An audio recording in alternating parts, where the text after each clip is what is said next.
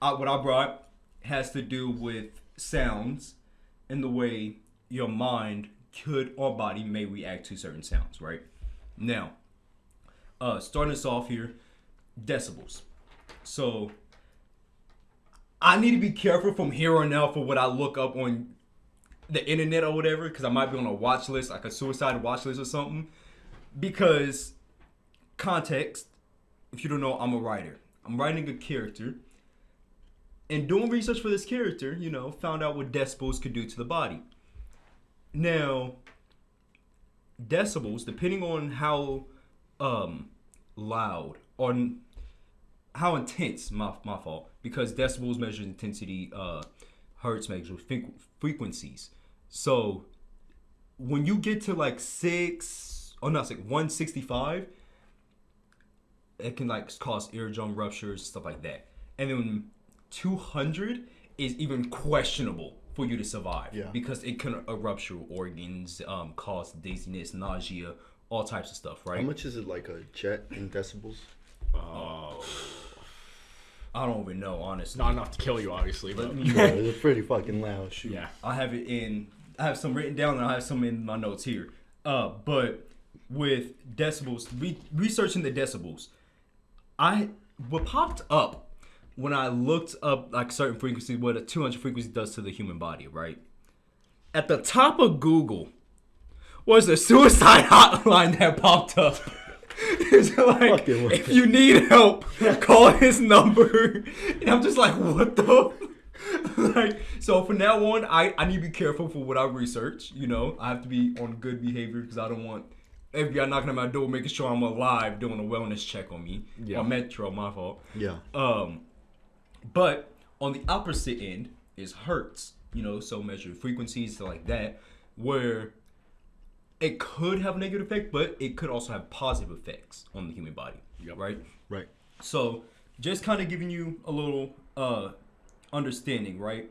So going through, I'm going to just read off this list, I guess. So Hertz can target different chakras of like your brain and stuff like that, if you know what chakra natures are or anything like that. Targeting different responses in the mind, such as the increase of neural responses at 40 hertz, and to the crown chakra, also known as the God frequency, that opens up the pineal gland at 963 hertz. And then I'll go through each different frequencies and what they can do later.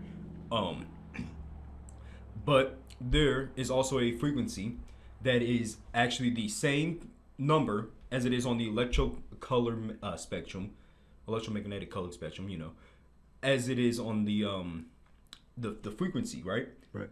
Which is 528, which is kind of like at the center of it all, So like you can play, I don't know, I think it's like 317 or whatever with 528, It's like different frequencies. Either way, it's at the center. It's just the only number out of all of them that has the exact same. Now, if you didn't know, back in, 1939, the Rockefeller community tuned all, we did research about, frequencies and stuff like that. Mm-hmm. They tuned all the instruments of the Western world to a certain frequency, which is going to be A440 hertz. And pretty much at this frequency, what it's doing, it is shutting down part of your brain, like 95% of your brain. And I'm gonna have to read off of it. I don't want to mess up. Yeah. So shuts down the right side of the mind, which is 95% of the mind, which operates the heart and mind to the divine human community. Now, whether you believe in frequencies affecting you or not, you can't deny music itself has an actual effect on you, right? Absolutely. Whatever type of music you're listening to, for example, it can affect your psyche, making you cry, sad, happy, excited. It can even make you feel anxious at times as well. But it also has some positive, like I said, it has positive parts of it, depending on the type of music you listen to, just because the lyrics itself.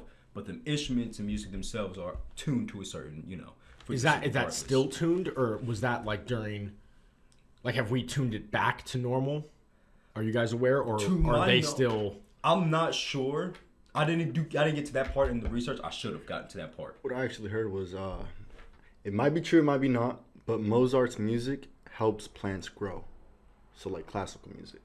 I need to research that part. I'm not sure. I can see how.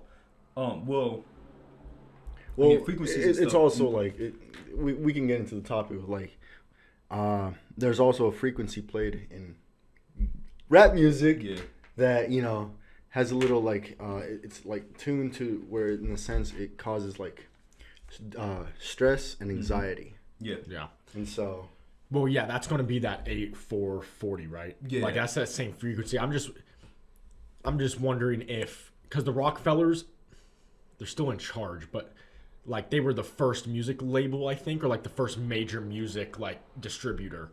Yeah. So, and they're not in charge. Like there's others now. So are all of them tuned still? I'm not sure.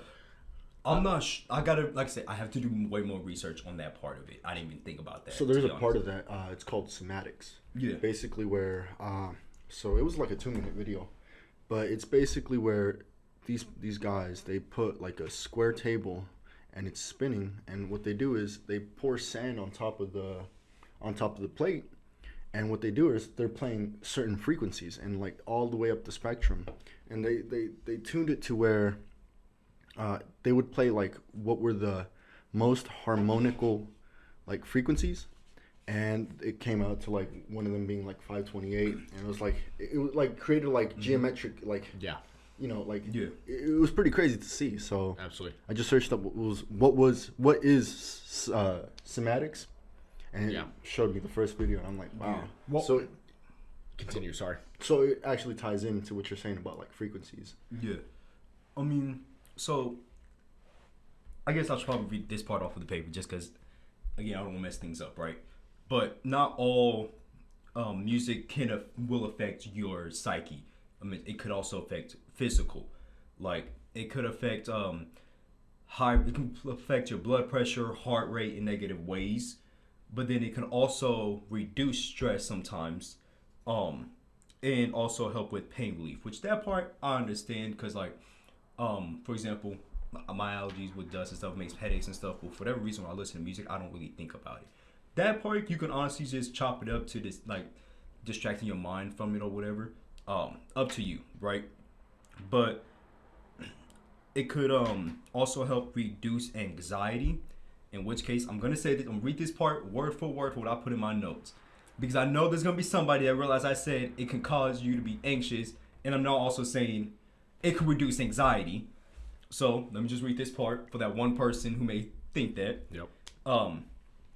Yes, they both can coexist. Also, anxious and anxiety are different, though they have similarities. Anxiety is an ongoing basis, while being anxious is response to a certain experience. Yeah, that goes into a whole nother argument where mental health, like symptoms, are almost romanticized now. So people think the feeling they feel is anxiety. That's you feeling anxious. Anxiety is same thing with being depressed. You're not depressed, you're just sad. Anxiety and depression are if you've had them for an extended period of time and they start affecting you. So people take that the wrong way.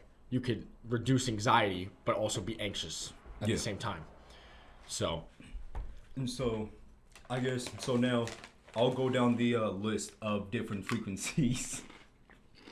But not eat all my chips. No. I'll go down the list of the different frequencies and the effects on their body. There's probably more. I'm not going to go through all of them because it'll probably be too much. So, going down the list, we have starting at 40 Hertz, which can increase neural responses and help fight symptoms of dementia. 174 Hertz, which is stress and pain relief.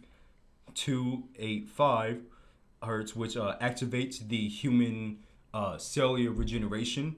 So, in other words, it could help. It provokes the mind, tells the mind, okay, you might want to start healing the body and stuff like that with injuries and stuff. At 369, balances the root chakra, helping transform negative emotions in like grief into passion and joy. At 417 Hertz, it activates the chakra, which aids in removal of negative energy surrounding past traumas or even ambient environments. At 432 Hertz, it is aimed at the heart chakra, which these frequencies can reach levels higher than emotional and mental clarity, as well as higher spiritual levels. At 440 hertz, which I guess it activates and targets the third eye chakra, aiding in cognitive development. At 528 hertz, that one affects the love. That one is known as the love frequency, also known as the miracle note, used by natives as a sign of blessings and stuff. But we talked about that. It's like the root. It's connected to pretty much all the other frequencies, Right. Yep. Or at least the major 9 frequencies that was found.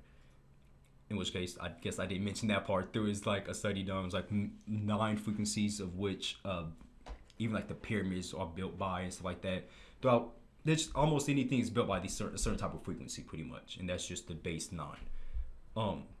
At 639 hertz, it also associates with the heart chakra, which produces positive feelings, greater attunement in harmonious interpersonal relationships. Exposure to 639 hertz encourages clearer communication practices and spiritual awareness. And the last 2 we have here is going to be 852 hertz, which is associated with redirecting the mind from overthinking, intrusive thoughts, and negative thought patterns, which plays a larger role in depression and anxiety. And lastly, we have 963 hertz, which is also known as the miracle note or the tune of God. What it does, like I mentioned earlier, opens the pineal gland, which in turn improves higher spiritual development. This frequency is connected to the crown chakra, which is the connection source of all humanity. So, Hertz could have, like I said, have positive effects on your body, right?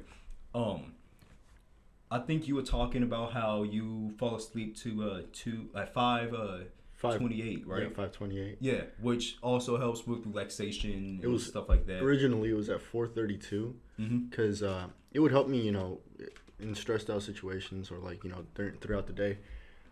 When I fell asleep at night, it just relaxed me more for some reason. And so, in my personal experience, I felt pretty good, Yeah. So, as I started playing like 5:28. That was the next one I saw, and I was like, let's try it. From there, it was like mental cognition. I could think more clearly. Not only that, but just be able to handle situations at a faster rate. Yeah. I think it's important for the viewer or the listener. You can find these hertz or these frequencies for certain notes and stuff on YouTube. Yeah. So that's how we're listening. We're not tuning our speakers to some crazy shit. Like we have some set up. Like there's some actual relaxing stuff. You can find it. That's what I'm saying. That's important to mention. Yeah. You can find this all on YouTube. That's like TV. Yeah. But I do think that does bring up a point, though. I feel like if you're listening through it to your phone, you might be able to get some of the frequency will come through, but you're probably not getting 100% either. Because your phone speakers are just straight up not good enough either. So if you really want it, get a speaker and then maybe an actual speaker, and then it will maybe do better for you. So you can get the vibration more clear, I guess. I mean, I'm not 100% sure, but there's even, I guess this kind of answers a question from earlier a little bit. I've seen some type of musician, music bowls or whatever, that are tuned to certain frequencies that are louder than the standard tuning or whatever, which what they say helps with mental, medical, different things, right? By rubbing out of the bowl, tapping it, stuff like that, But I will say, I've only tried listening to 2 different frequencies, twice throughout the past couple of weeks. First time I tried it was 528. Could be coincidence, maybe not. That morning, I fell asleep to that sound. That morning, all day, for whatever reason, I just felt more upbeat a little bit, a little bit better, if in a sense. And then last night, actually, I tried 928, the higher one, and that was after I didn't even realize I fell asleep last night until I woke up at 5 something. I tried to go back to sleep again, so I was laying there listening to it. And I will say, if you just quiet your mind, I was laying in the dark, quiet my mind, listening to it. I could feel part of my mind kind of, not really a headache, because I know what headache feels It was like a wave? Kind of, but it was from like kind of just going from this side of my head, just kind of like a little wave pattern felt like. So I was like, okay, pretty interesting. Yeah. I'm gonna experiment a little bit more and experienced listen that to too. it. Yeah. Like, what it kind of felt, it kind of hurt my head a little bit, in a sense, but not like a headache or anything like that. Yeah. And the thing that popped in my head was like, I'm just not accustomed to it, and if it does, this frequency does what it says it does, possibly reasoning for it is my mind isn't used to this. Yeah. So if it actually is tuning my mind to this tune and stuff like this, and our frequency, changing it a little bit, even just by listening to that time last night, fair, you know. But again, I want to experiment more with it so I can find out, like, try sleeping with these frequencies and stuff. Right. Did you? Well, yeah, because all frequencies are, that wave makes sense, I guess, because all frequencies are is the vibration, right? So that goes back to your what's it called? What was it? I almost said cymatics, but I know it's not. Cymatics? Yeah, Oh, cymatics. There we go. yeah. Yeah, that goes back to that because all this. Yeah. Oh yeah, because it was experimented with water as well, and Yeah. what's it called? It would create like crazy ass shapes, and Yeah. the water was like the way it was flowing and everything. So it's like we're 80% water, and you know this vibration is going within our brain as well. Yeah. You know, so I mean, it goes to show like if it does that to water and sand, and we're made up of 80% water. Yeah. All your earbud takes in is earbud. Jeez, eardrum. So fucking dumb. All it takes in is vibration. So like even when you're talking, it's a frequency. Yeah. And it changes it to a sound when it So- processes. Yeah. So it makes sense when you have certain frequencies, it affects the brain differently, even on a chemical level, because it's just causing your brain to interpret things or like, Yep. Yeah. And I think one thing that you mentioned throughout there that I think you have some information on is the pineal gland. I don't know much, but you've talked about it before. Yeah. So Okay, so I don't mean to put you on blast like this. yeah, no, I but- got you, bro. No worries. So you know how we were talking about how our root chakras and everything as we start to go up. Yeah. So it was actually found. There was a thing done. It's called the Cristo, in Latin, and basically it's an oil-like substance that travels down your mind, all the way from your spinal gland, all the way down to your your I guess. Crap, I don't have the your genitals, like basically in that sense, and what happens is that's when you feel the most sexual like desires, and like in the urges in that sort. But as you resist to them, what happens is the oil starts flowing right back up your spine, your spinal cord, into your mind, and where it travels to is the pineal gland, to where when it enters the pineal gland lights up. And it helps you with like it's supposed to like make you more aware, like more self-aware in that sort. And so it was a little thing that I started, I watched on YouTube, so I was like, that's very interesting. Yeah, and I think you mentioned it. I think you mentioned to me the first time we were talking about it was like the Egyptians knew about it too. Yeah. Or like some ancient civilizations knew about it. That brings up the whole conversation. It's like Egyptian eye and it's fluid. yeah. That brings up the whole conversation. Like, where did all this information go? Like, what happened? That's a whole nother conspiracy that I don't feel like getting into, where like we're basically reset almost. But it's basically as well in those sense frequencies created the I guess the coordinations of the pyramids, because I mean the pyramids are so coordinated to the way they are, as well they align with the stars and stuff. So I mean the fact that they align with stars, they're tuned with frequencies, and they're perfectly located around the world in a straight line. And all, mind you, throughout history, where none of them had any communication with each other whatsoever because they died. It's not convenient. It's not just out of what's the word I'm looking for? It's not coincidence. Coincidence. Thank you.